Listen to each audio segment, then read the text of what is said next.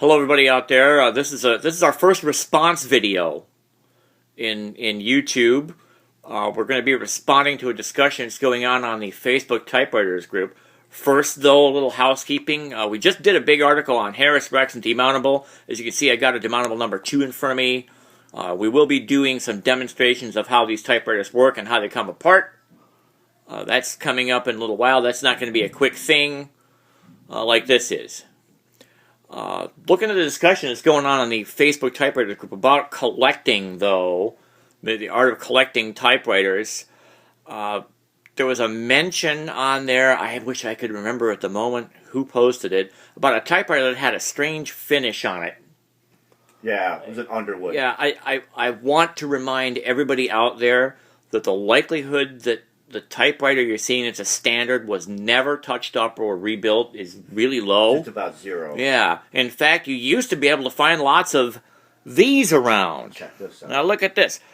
This thing is completely overall light gray. It's a gray ghost. Yeah, it's got a red Underwood name on the paper table and green keytops. And this is exactly what you would expect a rebuilt Underwood 5 that you would have gotten, say, out of the Montgomery Ward catalog at the end of the 50s or early 60s to look like. Yep. It's exactly what you mint condition inside, but repainted completely. And that machine that's on that auction is clearly redone, is clearly an overhauled machine. And I don't know if anybody's going to come up and say that on there, so that's another peril of posting an active auction. Yeah, the seller may not even know it. They may not even realize, and they may contact the wrong person. And says, "What? I wonder if that's a special finish." Well, Krylon B. It is a special finish, and it's not original. But the question is it accurate for the typewriter?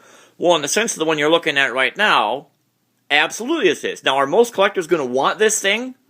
Well, probably not. Right now, no, but 20 years from now, when all of these, except this one, are at the bottom of the ravine somewhere, right, and you can't get one of these to finish your collection, you might say, well, maybe I should have picked that one up for $15 that I saw at the flea market. Should we scrape the paint off the back of it to see if it still has a... see if it's a Wagner. No, yeah. No, I don't think so, because it was baked and that's gone. Yep. Anyway, the real reason we're making this video is to talk about the collision that's occurring between what most of you out there would call typospherians. We call those typewriter enthusiasts. There are people who prefer to type on and use their machines. Right, more so than just collecting. And I think... And hardcore collectors. Those are the two groups. Right, and there is some blur in between those two. And a long time ago, we talked, I know on the blog, about what we thought would happen would be that eventually there would be a lot more people buying typewriters to use them than there would be the old-fashioned, hardcore collecting types that buy machines based on their rarity and their historical significance. That's right. And are perfectly willing to buy machines that could never work. And those machines are less common, older, and have a much higher price. Right. Something like that. Right. Say. Where you are not necessarily buying it because of its usability.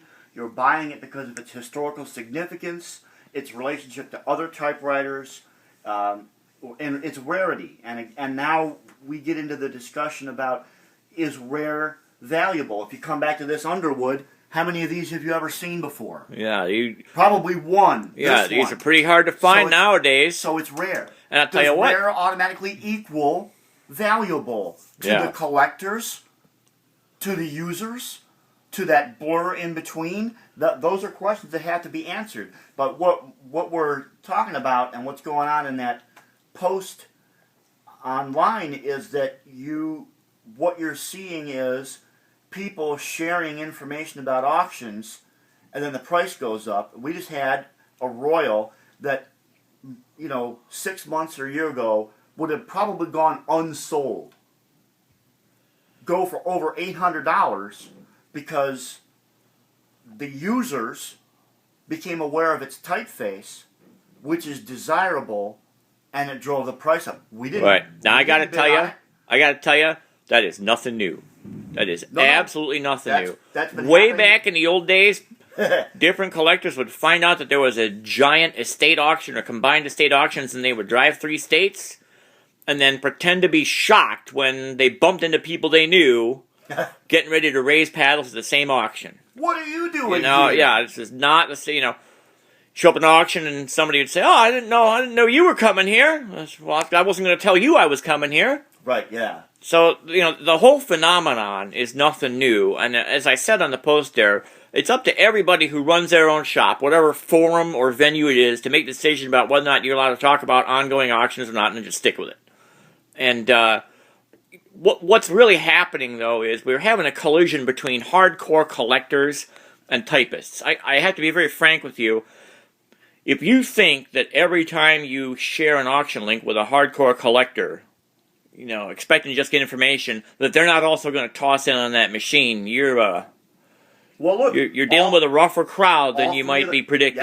Yeah. All three of the mentions on that post, on that thread, all 3 of them said that they got burned by trying to get information out of a hardcore collector. Now, on the one hand, that kind of winds my spring a little bit, because the hardcore collectors, I would like to think, would have to understand that if there isn't any new blood in this hobby, it's going to die. That's right. So it doesn't really behoove us to screw the new people of the hobby. Nope. It certainly doesn't. Right, but it brings in the peril of the learning curve.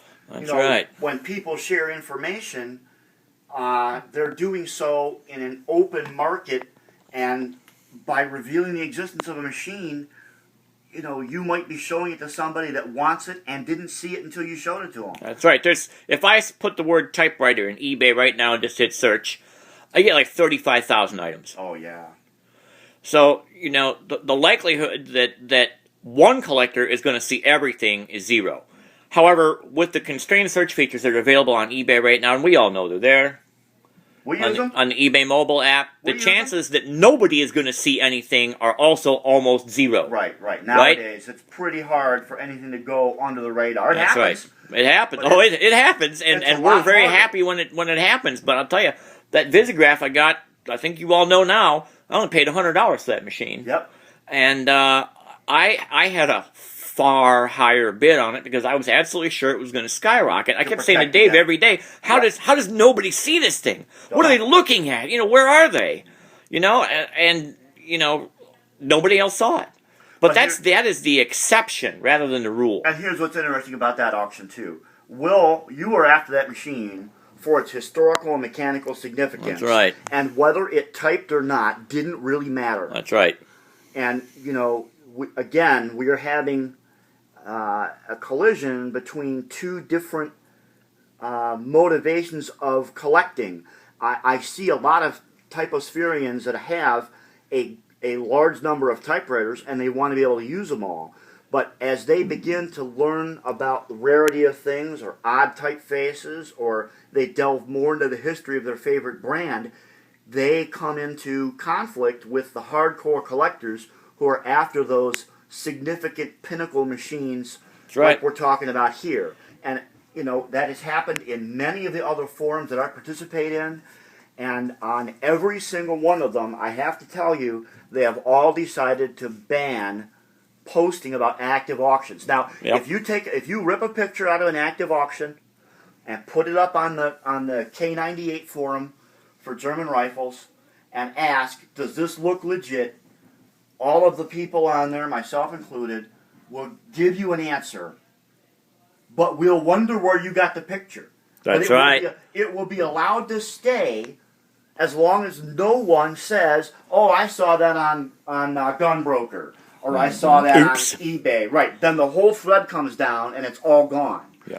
But what we see here is going to end up causing conflicts between collectors and between users. Now, you see all of us ribbing each other, us and Gabe and Herman, and that's all good natured ribbing. That's right. That's right. None of that is serious. We all respect each other. We have all slugged it out over the years. That's right. It's a battle royal. When there's a big machine up on eBay, it's a WWF Battle Royal. That's right. We know everybody's going to be in the ring, and only one of us is coming out with the belt, and that's fine because there's going to be another Battle Royal somewhere down the line. Right.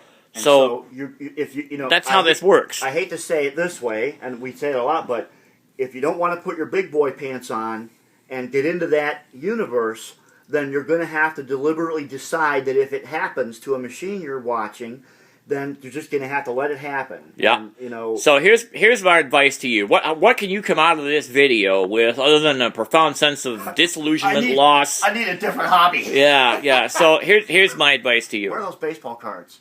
Yeah. You know, when you see a typewriter on eBay and it's relatively inexpensive or it's in your price range, let's just put it that way, and you think it might be something sweet, okay? Do the best you can to research it quietly without telling anybody except close personal friends who you know are not going to do that. Here's the tip.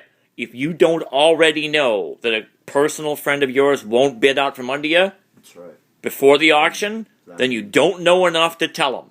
Yep. Okay? We've Try to figure it out. Agreements before. With people behind the scenes. I had just got an email today from the German collectors, Fertig and a couple others, about a machine in Italy, and immediately I told them, out of my old force of habit, I said, I'm out on this one, gentlemen. In there. I was trying to figure out whether it was an SIM, an Italian SIM, or whatever. I said, I think that's a SIM, and then Richard Polt chimed in too. But in my email I said, I'm out on this one. I'm not bidding. I always announce that, you know, as a courtesy when emails are exchanged. And we live up to it. Yeah, that's right. If I don't tell you that, if you get an email from me in a discussion and I don't tell you that, it's on. It's on. But that almost never happens. Yeah. Because usually that stuff's all in Germany anyways. I'm just not going to risk shipping anything across all that choppy water that seems to break typewriters. But don't despair. I mean, this is don't despair. Yeah, there are, you know, that has come up before. I mean, 5 million of those things. Yeah. Of that, okay? That over there, about 25,000, and that, well, who cares? I mean, that's just, I mean, okay, you know, you hear me joke about bad typewriters, and there are collectors who would die for that thing, and I joke around at that, but you can't use that typewriter.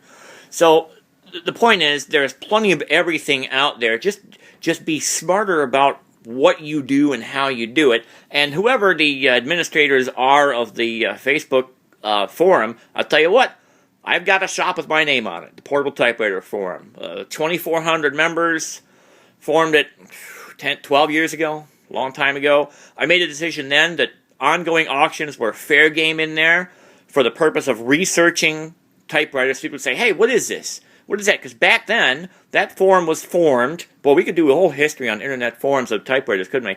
That was formed because we were told that nobody wanted to talk about portable typewriters in the other serious typewriter forums. So we were learning. This is a subreddit. Yeah, yeah. Boy, am I off course here. So I allowed it because we were saying, hey, look at this auction in Germany. This is a different variant of the Alpina. What are we? Oh, and we would right-click and rip the pictures and research them that way. There was so much that wasn't known. Yeah, we needed it, and I've never changed the rule because that's a sign I hung on the door when the shop opened, and that's a sign that's hanging on the door now. Yep. And that's I live with that, and if anybody has any problems, they know where the complaint department is. Right. Other forums, you know, it's not permitted, and we all know where the complaint department for those forums is. So. And as for us, you almost never see either of us post a live auction. Yeah, you're really not going to see that because we understand that the minute we raise the flag, they'll be on us like vultures. That's right. Because there are people out there who have been fooled into believing that we only go after good typewriters. And until you start paying us for videos, we have to go after cheap typewriters. No, I'm kidding. But how much for that one? Yeah. You want to see more of this, or do you want to see more of that? It's really up to you. So anyway, we're hoping that this response video can actually get posted to YouTube in time. You know, when I usually start uploading these videos, it tells me 1,100 minutes. It could still be. But we want you to not lose heart out there. The people in the typosphere that are finding themselves beginning to rub up against collecting, and people that are becoming worried about the value of typewriters in their collection. That goes up and down. Yeah, a typewriter is worth what it sold, what you bought it for, averaged in with the last 2 sales in the last 6 months, plus the last 4 sales in the last 2 years. I mean, you can come up with any number of formulas you want to determine what's happened to the value of a collection. I remember when people complaining how eBay was devaluing their collections. Yep. Now where are we? a decade later, Yeah, you can't get around it. Yeah, you're not hearing that now. It's all so the discussions. Royal, you better not hear it. Yeah, so the discussions about value are still there. They have changed in their exact nature, but the fact that they exist still 10 years later, 12 years later. Well, I've been doing this since '99, so it's longer than that. Yeah, the fact that they're still there in a different flavor. The auction competition and announcement in a different flavor, whether you've got to drive there or whether it's on the internet, it's the same stuff. It's, 6 of one, half dozen of the other. And in every activity, there's always a spectrum of collectors, and where those colors meet, there's always some rubbage going on. Yeah, and some trade and paint, and yeah, that's just how. Absolutely. You got your big. You got. I'm not going to insult anybody here directly, I hope, but you got your big guns that wouldn't give a typewriter like this the time of day, and then you have people that actually feel like they could never afford a typewriter like this. And, there's a wide spectrum of quote-unquote collector, all the way at the top, all the way down in their average expenditure, let's just say, to the budding typist. That's fine. I know and like all of those people. Absolutely. Okay? Absolutely. And we predicted many years ago that it was a big tent, and the more fun was to be had, the bigger the tent was, right? And they're the lifeblood of the hobby today. That's right. That's right. Who's going to buy all this stuff when I get old and need some money to live off of, right? So not the users. The point is, yeah, exactly. So the point is, maybe be a little, tighter with your information out there. Be a little thicker skinned. Maybe, and be a little thicker skinned, and, get ready. Assume that when a machine goes up on eBay, that somebody's looking for it. Yep, the searchlights will find it. I'll tell you right now, every eBay seller that says, I got a few of them typewriters around, they don't are looking at their typewriters to see if they've got one of them old bangers sitting around, as they call them, that's Vogue typeface, and you'll see a bunch of them show up. I'll bet you. Yep, and if they're not Vogue, then they'll be Royals like that one. It happens like clockwork. It's like a shotgun in a cattle herd. That's right. You know what's going to happen. So, anyway, this is supposed to be a short video. I see we're up at 17 minutes now. That's not short. That's not a short video. But I hope we've given you some free. insight on. Yeah, that's right. You paid nothing to get in here, and we're gonna let you out if you're still in here for free. And we guarantee you it's worth every cent of your money. That's right. Or your money back. There are some limitations apply. So we hope you got something out of that, and we hope that you feel a little better about the collecting situation.